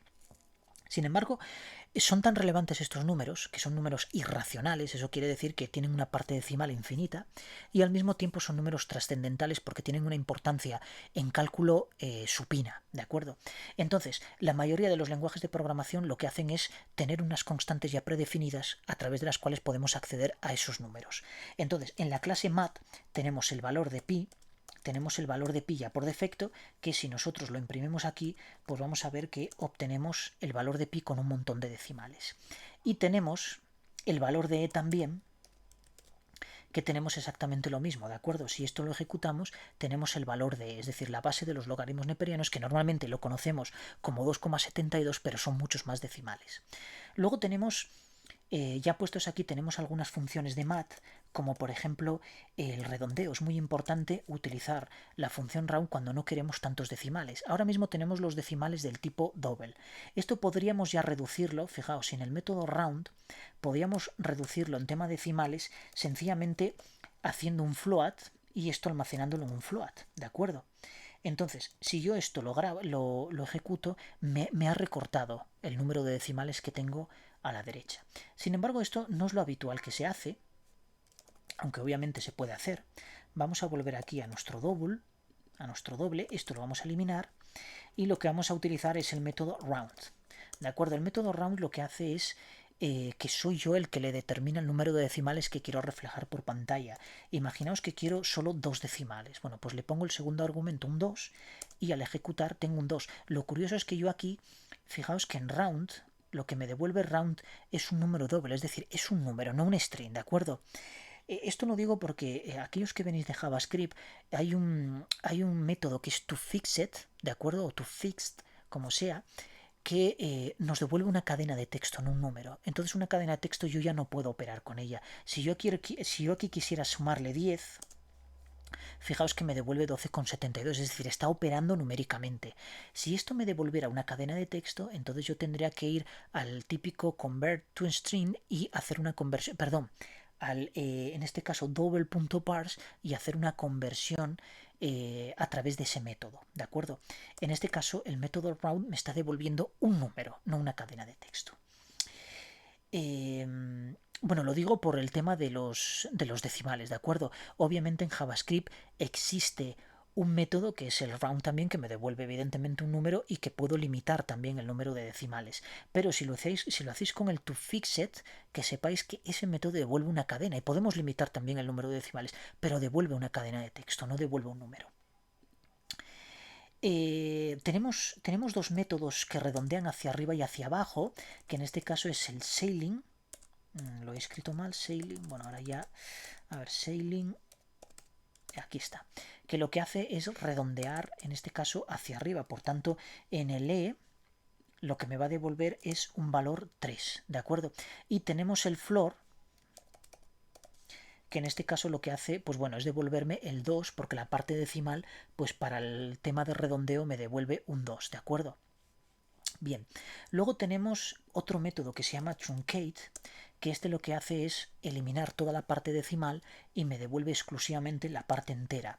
Como veis, tengo un 2. Esto es lo mismo que si yo asignara aquí un int y hiciera una conversión explícita a tipo int. ¿De acuerdo? De esta manera, vaya, ahora me ha borrado el mat. Vale. De esta manera tengo exactamente el mismo resultado, es decir, trunca toda la parte decimal y me quedo exclusivamente con la parte entera. Bueno, pues estos métodos eran lo que os quería enseñar para que veáis que efectivamente podemos redondear y ajustar los números, digamos la longitud de decimales que nos dé un número y trabajar quizá de una manera un poco más limpia, ¿de acuerdo? No con tantos decimales que desde un punto de vista de cálculo nos da igual los números, el número de decimales, pero a la hora de representar eso a través de una vista, ya sea pues en una web, en una aplicación de escritorio, en una aplicación de consola, pues lo mejor es tener una vista un poco más saneada y formateada con un número determinado de decimales. Bueno, pues dicho esto, yo creo que vale, con esto me quedo con esto. O sea, ya en tema booleano, en tema numérico yo creo que lo hemos repasado todo y entonces ahora vamos al tema string. Veréis, un string es muy sencillo porque realmente es un objeto, esto sí que es un objeto, bueno, como el resto no, pero este es más objeto todavía porque tiene un montón de métodos que podemos utilizar y yo aquí puedo iniciarlo, por ejemplo, con una cadena de texto típica del Hola Mundo. Entonces lo saco por pantalla y bueno, pues ahí voy a tener, perdón, cancelamos aquí el hola mundo. A veces voy demasiado rápido y pasan estas cosas. Bien, entonces, imaginaos que ahora yo quiero obtener la longitud de esta cadena y lo quiero almacenar en una variable de tipo long, perdón, de tipo int.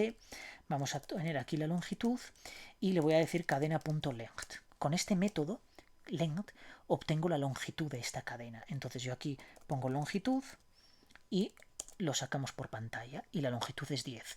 En este caso no, la longitud es la longitud en caracteres real, ¿de acuerdo? No que empiece en 0 y termine en n-1, no. Aquí es 1, 2, 3, 4, 5, 6, 7, 8, 9 y 10, 10 caracteres. Perfecto, pues eso es lo que tiene. Una vez que tengo esta longitud, yo puedo obtener, por ejemplo, bueno, que he calculado y sé cómo obtener la longitud de la cadena, yo puedo, por ejemplo, obtener una subcadena. Y evidentemente eso lo tengo que hacer con un string también, ¿de acuerdo?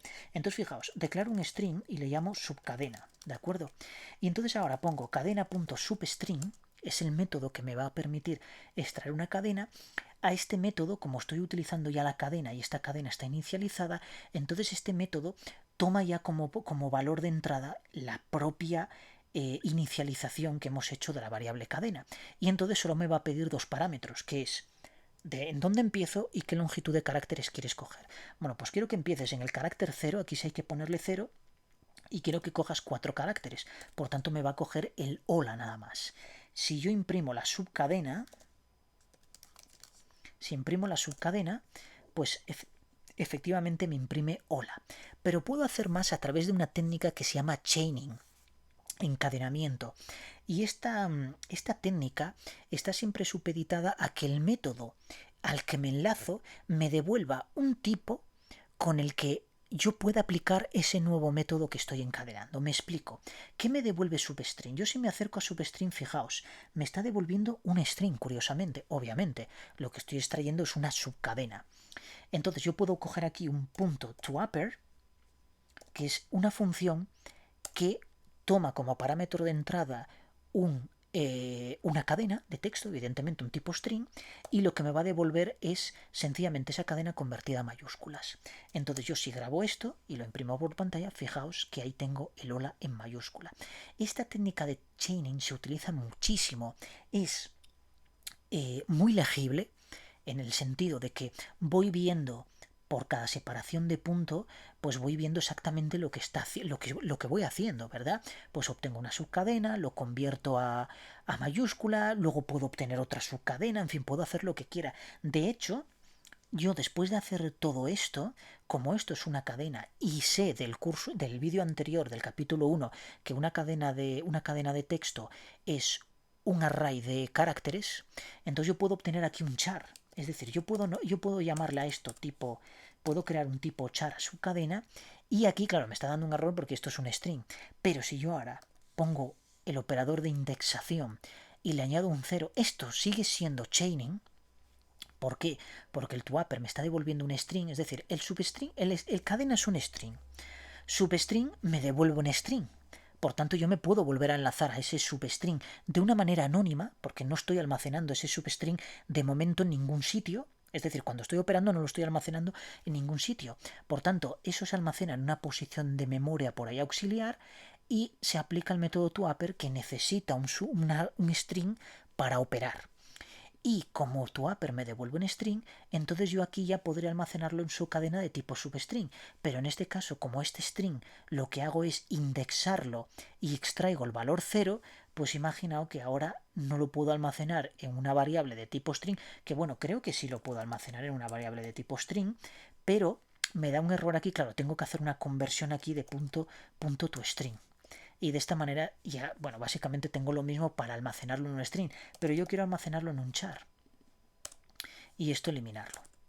Entonces fijaos que yo ahora lo que tengo en su cadena es un carácter. Si yo esto lo saco por pantalla tengo la H. Esto es la técnica de chaining, ¿verdad? Esto es una auténtica gozada. ¿Por qué?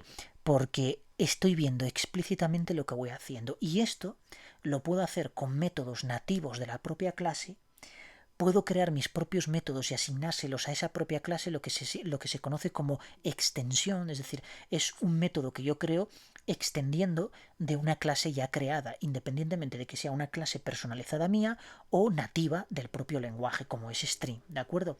Puedo crear lo que se conoce como extensor. Entonces, lo que he creado aquí ha sido, he extraído el carácter 1 de la subcadena, que esto vendría a ser lo mismo que si yo hago esto. Si yo aquí pongo un 1, estoy extrayendo un carácter, pero es que su string me devuelve un string, no me devuelve un carácter. Entonces, ¿podría hacer esto? Pues fijaos, no me deja, porque el tipo string no se puede convertir a tipo char, porque son tipos completamente diferentes. Entonces, lo que sí podría hacer sería convertir esto a un array de tipo char. Pero es que como contiene solo un carácter, sería una auténtica barbaridad hacer algo así. Es decir, a ver, ¿para qué quiero un array si lo que quiero es un char? Y sin embargo voy a crear un array de un solo elemento.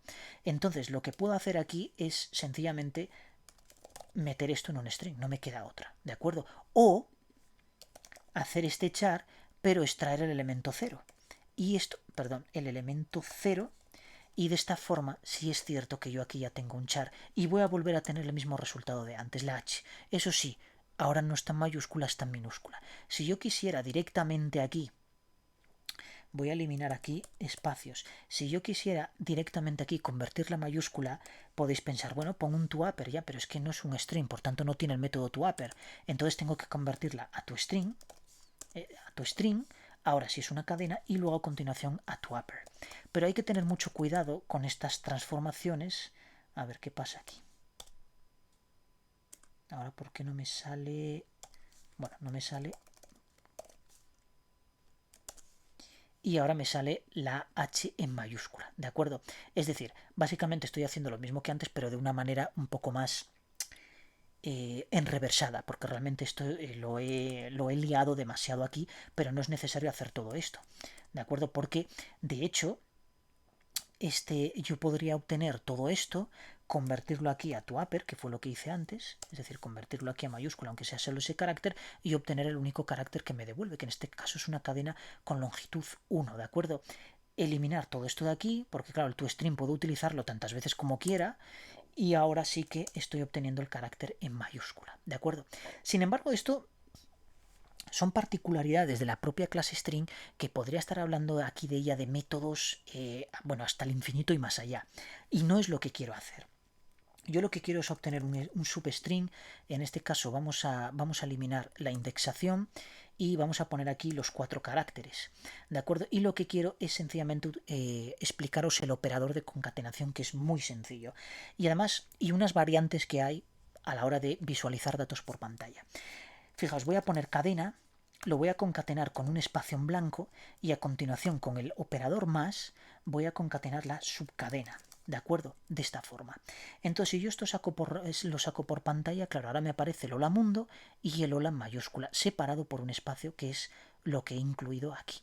Por tanto, tengo una cadena de texto concatenada. De hecho, esta concatenación, yo podría crear aquí un string que le llame frase, por ejemplo, y podría utilizar, vamos a cerrar esto un momentín, vaya, cerramos aquí, yo podría utilizar todo esto de aquí, esto cortarlo de aquí, pegarlo aquí, terminarlo en punto y coma y aquí poner frase. Esto es lo mismo, es decir, estoy haciendo lo mismo, lo que pasa es que antes lo utilizaba dentro del argumento del método gradline y ahora sin embargo lo estoy utilizando a través de una variable intermedia.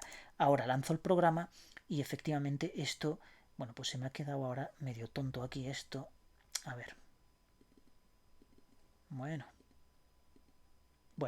sale hola mundo, lo hemos visto. Aquí, a ver si puedo, vamos a ver, si puedo hacerlo más chiquitín.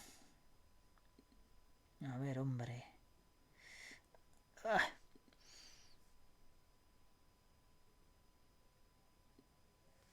Ahora, es que con el ratón este táctil, con el touchpad del portátil es bastante más complicado hacer este tipo de operaciones. Bueno, como vemos la concatenación de ahí. Bueno, pues este es el operador más relevante de cadena, realmente. Todo lo demás son métodos, lo que vamos a aplicar. ¿De acuerdo? Sin embargo, sí que aquí en el WordLine hay algo muy importante que es la forma en que nosotros representamos o formateamos este tipo de variables en la consola, en este caso lo sacamos por consola, pero bien podría ser cualquier otro tipo, porque esto funciona exactamente con cualquier es decir, esto lo podemos aplicar directamente aquí. De hecho, lo vamos a hacer aquí.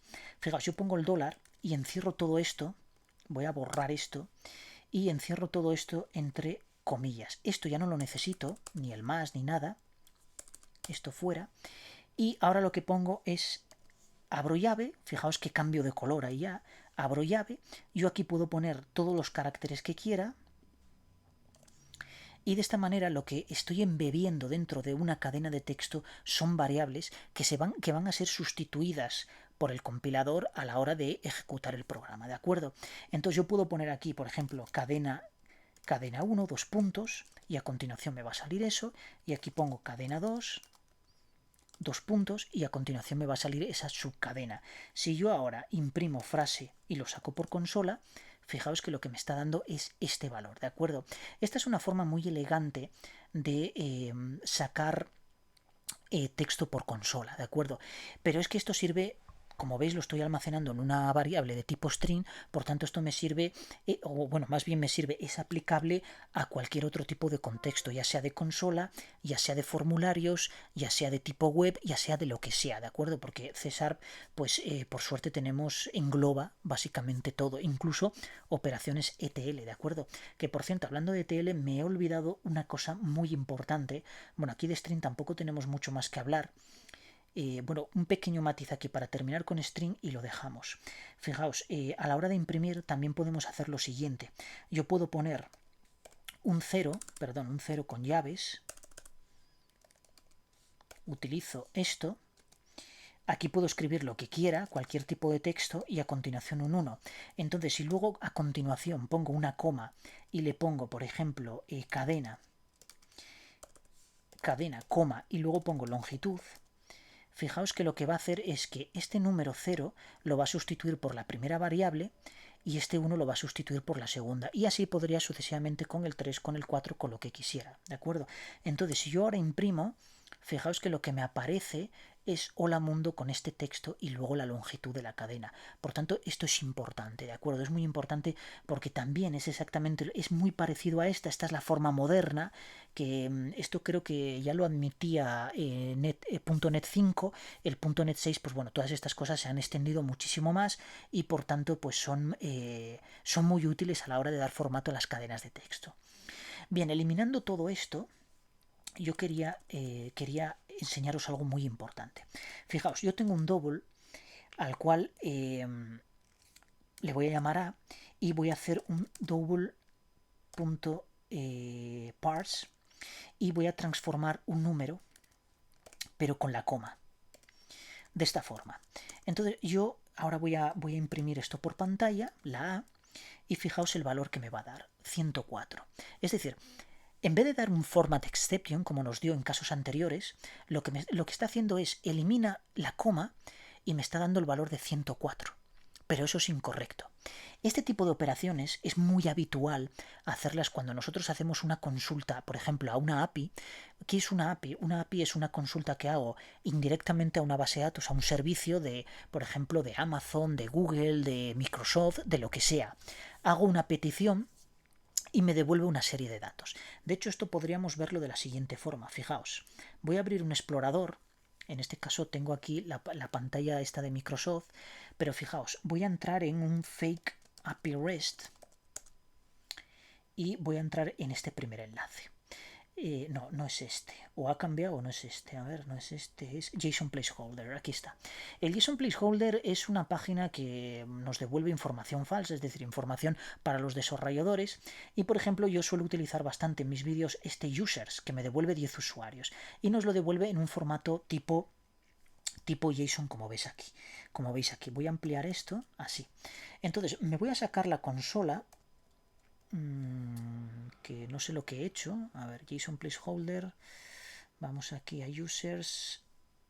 Bueno, aún no controlo el shortcut para sacar aquí lo de desarrollo. Entonces me voy a ir aquí y a ver, mostrar consola de JavaScript. Aquí está. Y en esta consola de JavaScript yo voy a hacer la llamada a esta API. Fijaos, esta API lo que me está devolviendo es un JSON. Un JSON es una estructura muy habitual cuando se comparten datos. Y, por ejemplo, la latitud y la longitud, fijaos, que vienen expresado en número, pero no deja de ser una cadena de texto. Por tanto, yo esto lo puedo convertir a número, por supuesto, lo puedo convertir a número porque lleva el punto. Pero ¿qué pasa si llevara la coma? En España, el separador decimal es la coma, no es el punto. Por tanto, voy a tener un serio problema a la hora de transformar un número que me venga con la coma y no con el punto. Aunque sí es cierto que la mayoría de los lenguajes de programación, como vienen de Estados Unidos, porque la mayoría están programados por empresas desarrolladores de software de Estados Unidos, pues va a venir siempre el punto y la coma no lo va a aceptar. Ya visteis la conversión que hace. Sin embargo, imaginaos que eres español o estás en América Latina, que es exactamente lo mismo, y estás utilizando la coma como separador decimal. Entonces, si utilizas la coma como separador decimal, tienes un problema. ¿Por qué? Porque los lenguajes de programación no te van a aceptar la coma. Como separador decimal, como millares sí, pero como separador decimal no. Entonces tienes que hacer una conversión. Aquí en este caso son cadenas de texto. Si tú haces tu propia API y devuelves números decimales con coma, vas a tener que convertirlo y vas a tener que hacer un proceso tipo ETL. Un proceso ETL es muy habitual en inteligencia de negocios, que es extracción, la E es de extracción, la T es de transformación y la L de carga. Es decir, extraemos los datos, por ejemplo, estos que tenemos en pantalla, los leemos, los consumimos. ¿Cómo? Fijaos, yo voy aquí y hago...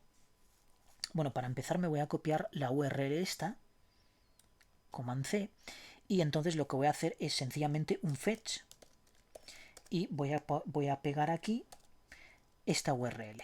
Esto, bueno, me va a devolver una promesa, con lo cual pues no voy a ver prácticamente nada. Entonces tengo que hacer un await. Vaya.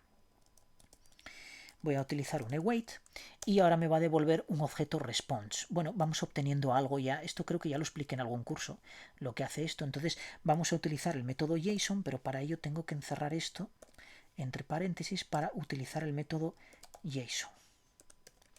Y el método JSON lo que me va a devolver... vale, no, es que aquí no necesito esto.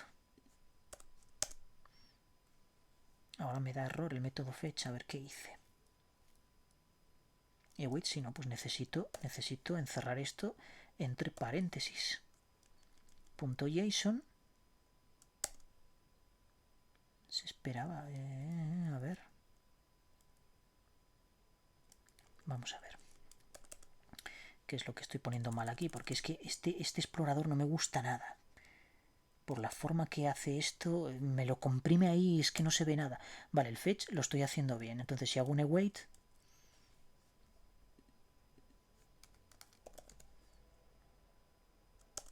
me devuelve el método response. Y ahora, si encierro esto entre paréntesis y hago un punto JSON, pues me da error. Se esperaba método fetch. No entiendo lo que está haciendo.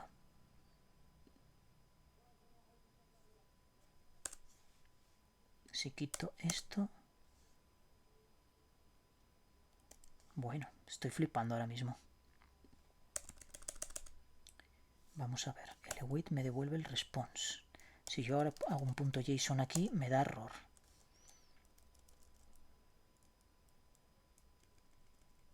Y esto me está devolviendo el users, me está devolviendo un JSON. Bueno, vamos a dejar esto ahora mismo porque me estoy liando aquí y esto lo comprime tantísimo aquí que no veo nada. A ver, vamos a prolongar esto así. Es que no me deja. Control L, vamos a ver. Fetch. Y pongo esta control V, que ya me lo borro. No, coma nube, perdón. Coma nube y obtengo el resultado que es la promesa. Si hago un await, yo no sé por qué me parte esta línea. Así. Si hago un await me devuelve el response. Y ahora tengo que encerrar esto entre paréntesis para aplicar el método JSON. ¿En qué me estoy obcecando yo para que me dé error? No lo entiendo. Punto fetch se esperaba... Bueno, no sé, igual aquí no funciona, pero es raro, porque yo juraría que ya lo había utilizado. Bueno, vamos a dejar esto que me está dando errores ahora mismo y me he obcecado yo, porque mira, lo he hecho 50.000 veces y ahora me está dando error. En fin, a lo que iba, lo que quiero explicar es que si aquí pongo la coma esto me va a dar error. Y fijaos en la transformación que está haciendo. Vamos aquí de nuevo a esto. Fijaos en la transformación que me está dando un 104. Por tanto, 104 difiere mucho de 10.4. De hecho, son como 100 veces más. Entonces, como 10 veces más.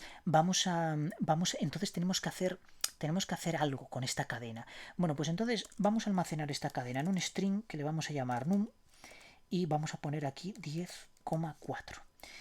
Y lo que voy a hacer es coger en num, lo que voy a volver es almacenar .replace. Voy a utilizar el método replace y lo que voy a hacer es sustituir la coma por el punto. De esta forma. Entonces si yo aquí hago este parse, pero lo hago ya con num y lo imprimo, ahora sí que me da 10.4. Es más, este número yo ya puedo calcular cosas por él. Puedo multiplicar aquí, por ejemplo, por mat.pi y no me va a dar ningún tipo de problema. Ahí lo tenemos 32, lo que sea, ¿de acuerdo? Por tanto, imprescindible cuando adquirimos datos de un origen que desconocemos, es muy importante tener en cuenta en qué formato viene. A ver, normalmente si son páginas extranjeras como la de JSON Placeholder, que nos viene seguramente de algún servidor que está en Estados Unidos o en Reino Unido que utilizan el punto, no vamos a tener ningún problema porque la función parse lo va a obtener perfectamente.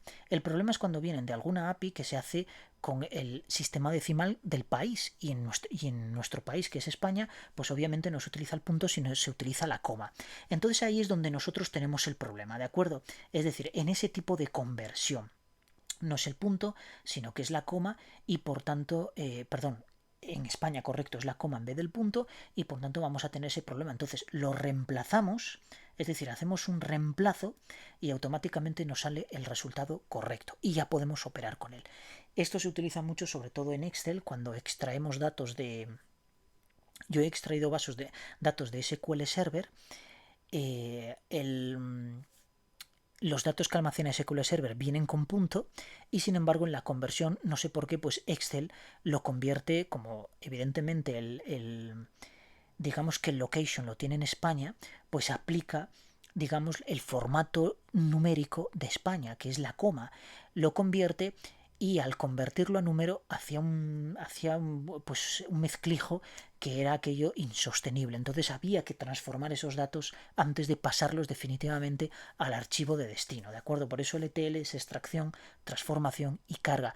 En ese proceso de transformación es donde se hacen precisamente estos pequeños matices, pequeños que pueden dar resultados si no se hacen esos pequeños matices, pueden dar resultados pues totalmente inadecuados. Imaginaos el 10.4 que daba 104, pues vaya diferencia, ¿no? Que estoy a un precio que son 10,4 euros, por ejemplo, pues lo estoy multiplicando por 10, es decir, estoy dando 104. Eso no tiene ningún tipo de sentido. Por tanto, la forma de hacerlo bien es esto. Y esto hay fórmulas, en este caso tenemos el método replace, pero os aseguro que en otros programas pues tenemos también métodos muy parecidos que nos permiten hacer esta adecuación.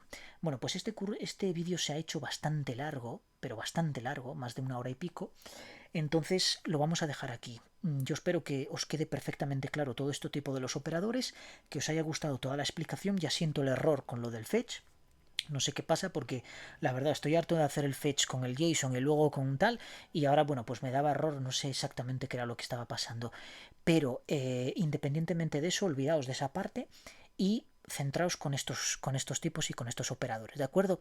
En el siguiente vídeo, que será ya para el fin de semana que viene, pues intentaré hacer otro vídeo evidentemente relacionado con los elementos estructurales del lenguaje, ya condicionales, bucles y seguramente iniciaré ya con los arrays porque para hacer un bucle es interesante conocer los arrays, ¿de acuerdo? Bueno, pues espero que os haya gustado el vídeo y nos vemos en el siguiente.